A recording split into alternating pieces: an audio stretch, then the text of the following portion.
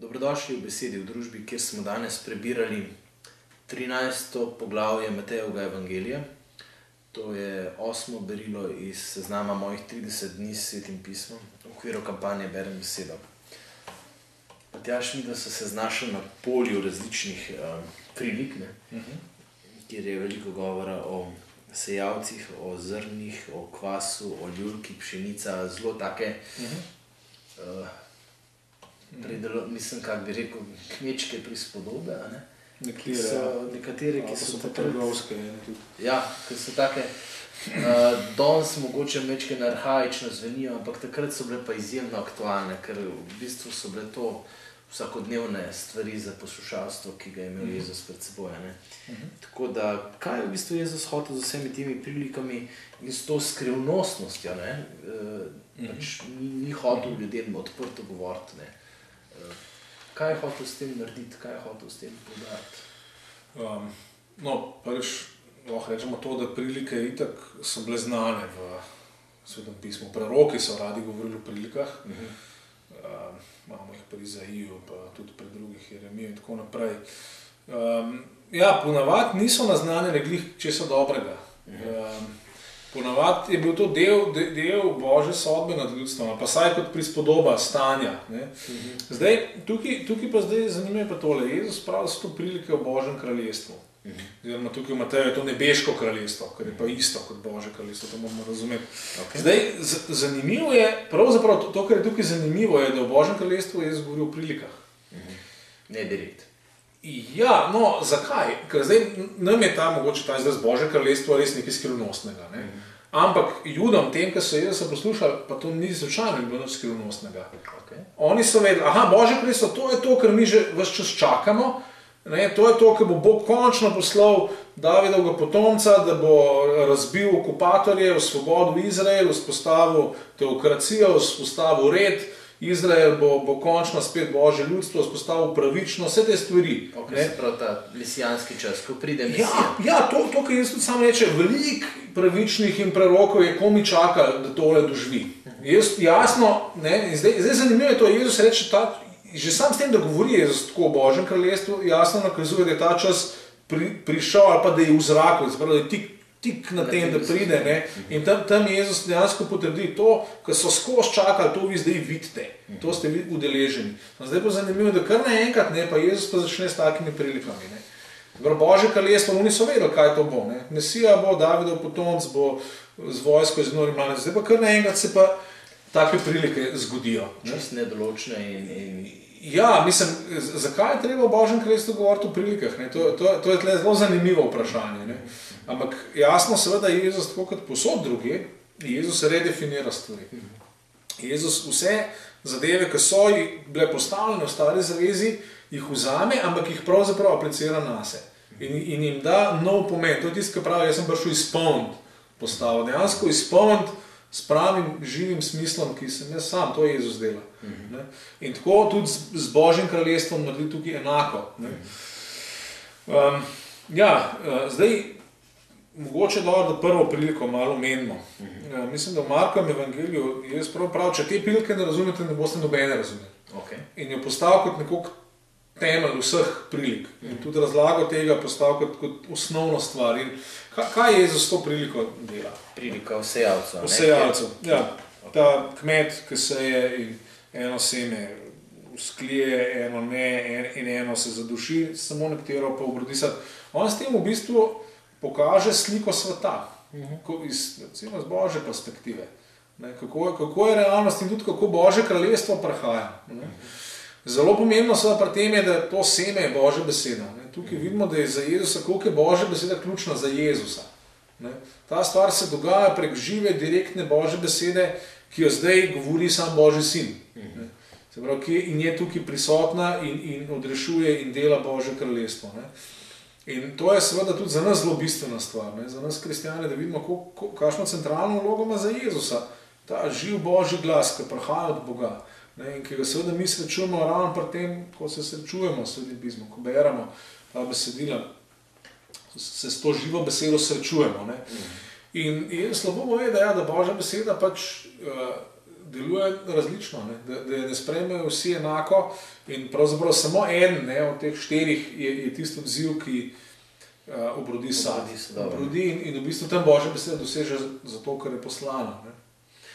Zanimivo je res, v bistvu tukaj vidiš, kako Jezus, ki je Bog, ne, predpostavlja človeka in njegovo svobodo. Ne, in zdaj tukaj imamo delno tudi odgovor na ono vprašanje, če je on res Bog, zakaj se ni vse spremenila, ne? Zakaj ni cel svet čist drugačen, zakaj še vedno trpljenje in tle v bistvu imamo odgovor. In tukaj kar dobro se mi zdi razdela tudi, kaj so tiste stvari, ki človeka preprečujejo, da bi sprejeli Božjo besedo. Zelo aktualno. Mislim, ful je dobro. Prav, ne, da nekateri z veseljem sprejmejo, ne, ampak drugi pač, ko je težava, tole ne, posvetna skrb in zapeljivost bogatstva. Ne. To je eno, še prej, to prvo, ni to glih problem današnje družbe. Ne. Da se zelo hitro razveselimo za neki, čim je pa problem, ne, to ni zame, gremo naprej. Ja. Se pravi, to je prvo, ampak očitno je to človeški problem že od zmeri. Ja, druga je pa pol ta, ne, skrbi, ne. Kako to, meni je zanimivo, kako on to dvoje enači, ne? Se mi zdi recimo, ljudje, ki so zaskrbljeni za svoj obstoj, so ponavadi tisti nekje na nekem nižjem sloju lestvice, ki dejansko se borijo s svojim vsakodnevnim obstojem, so v dolgovih ali kakorkoli, ne? Ampak on jih čist zenači z unimi, ki jih zapeljivost bogatstva potegne. In oboji so pač niso vedno revni tisti, ki so pripravljeni sprejeti besedo. Ne? Ja, problem je tle posvetna skrb, je taka beseda, mogoče malo preveč religiozna. Gre za pač vsakdanje skrbi so to. Ja. Čist vsakdanje skrbi in bogatstvo. Zakaj? Zdaj moramo vedeti, Jezus v bistvu z razglasom Božjega kraljestva vpeljuje nov red, nov svet, če hočeš. Nov red v svetu nastaja. In seveda, če si ti še zmer skrbiš tako, kot da tega novega sveta ni, potem jasno, da ne moreš funkcionirati noter. To je to, kar smo že zadnjič brali v govoru na gori. On nas izziva, da zaupamo njemu in da se rešimo skrbi. A ni to zanimivo, kako je skrb en velik problem, ki ga Bog tle omenja. Meni recimo to zelo dobro deluje danes, ko vendarle recimo, bogataši vsi nekako tako znamo, bogataši, ne, reveži so pa lahko tisti, ki so bolj odprti za to, ne. Lahko tudi niso, ne, lahko so pretirano obsedeni s svojimi skrbmi in se tudi ne pustijo nagovoriti v tem smislu, ne, in to mi je zanimivo, no. Ja, vse nas tle zajame. Čisto vse, kompletno. Povej naprej, imamo priliko o Ljulki in o koncu časov govori. Podobna prilika, spet, gre, tukaj je mogoče še bolj odgovor za vprašanje, zakaj je tudi še zlo na svetu, zakaj ga že Jezus s svojim prihodom recimo ni ukinil. Ravno zato, ker tukaj smo sredi enega procesa. Bog je v tem, da dela in vzgaja nekaj v nas in v vsem svetu. Daje možnost. Potem pa gorčično zrno. To pa je moglo biti šokantno, ker tle pa on pravi, Božje kraljestvo ne bo prišlo tako, kot si vi mislite. Prihaja kot najmanjša stvar, najmanjše seme. Ne bo triumfalen nastop, tako kot vi mislite. In seveda tle malo nase tudi Jezus, kaj bi rekel, namiguje. On ni bil neka centralna figura. Ne? On je bil marginalc. Kot marginalc je živel in kot marginalc je bil obsojen in usmrčen med kriminalci. In tudi nekatere besede, ki jih tukaj uporablja, jasno kažejo na preroške knjige iz Stare zaveze, ki govorijo o Božjem kraljestvu. Recimo tole, da te ptiči potem... Ptice neba pridejo. Priletijo ptice neba in gnezdijo na njegovih vajah. To je aluzija na Daniela, kjer je vizija enega ogromnega drevesa, ko pomeni kraljestvo, ki gre čez cel svet. Ne. In zato pravi, to bo napolnilo cel svet. Ne. To moramo vedeti, zmeri, ker imamo nek tak namik na Staro zavezo, ne gre samo za eno vrstico. Moramo prebrati recimo celo poglavje kjer je to. Tako delujejo te citati, stare zaveze v novi zavezi. Ne samo za par besed. Okay. Če jih samo par besed vzameš, ponovadi ne razumeš, kam ima to veze sploh. Okay. Ampak če greš gledati celo poglavje, ti pa jasno, da tam se govori o Božjem, o velikem kraljestvu. Okay. In potem naprej o Božjem kraljestvu kamen, ki razbije vsa kraljestva sveta in rata gora. To je pa Danielu. In zato je važno, da tako slišimo. V bistvu na isti način deluje ta s kvasom, to je čist podobna varianta, da prekvasi vse testo. Tudi zanimivo, ja. Se pravi, spet ne gre za nekaj velikega v štartu, ampak za deluje, pa gre za transformacijo.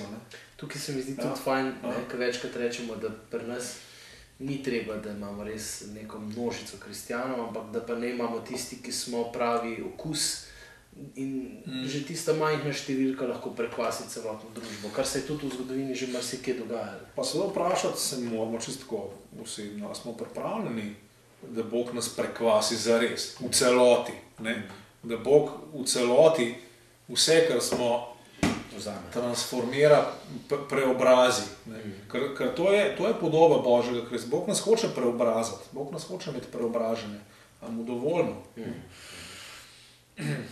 Okay. Pa so pa še te 3 kratke na koncu, ki pa vse kažejo radikalnost tega klica. In pomembnost, zaklad. Ja. Seveda, in veselje, ja. Vse te stvari. To je,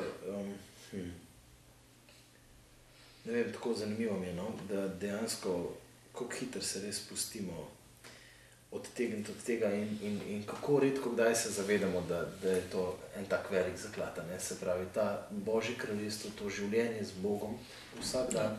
Ja, pomembnejš od vsega. Zato je Jezus prav, da je prišel in prodal vse. In to moramo zmeri znova slišati. Ker to mi ne vem zakaj, ampak zmeri to najlažje pozabiti. Me bo to v mislih, pa ne bo to. Tako je. Dovolj za danes. Hvala.